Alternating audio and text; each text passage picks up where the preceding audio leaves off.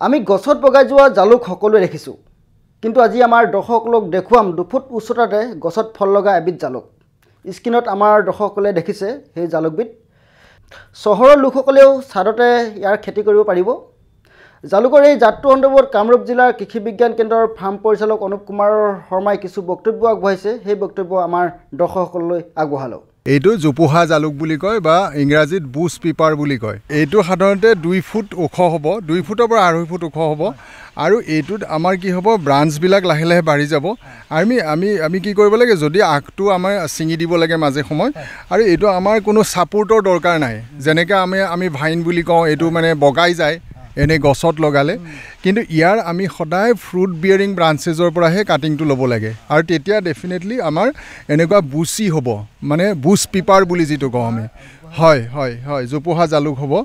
আৰু এইটোৱে আমাৰ কি হয়, আমাৰ আজি অকল গাঁও অঞ্চলতে নহয়, মহানগৰত, কিয়নো আজিকালি ফ্লেটৰ বাসিন্দা বেছিভাগ মানুহ হয়, আৰু মহানগৰতো আমাৰ কৰিব পাৰে, যি মহিলাখিনিয়ে ঘৰতে কৰিব পাৰে। কিয়নো আমাৰ কি হয়, জালুকৰ চাহিদাটো, জালুকক সাধাৰণতে মছলাৰ ৰজা বুলি কোৱা হয়, গতিকে কিং অফ স্পাইচেছ। গতিকে আমাৰ জালুকৰ চাহিদা যথেষ্ট বেছি, আৰু ই বিভিন্ন বেমাৰ প্ৰতিৰোধী ক্ষমতা আছে।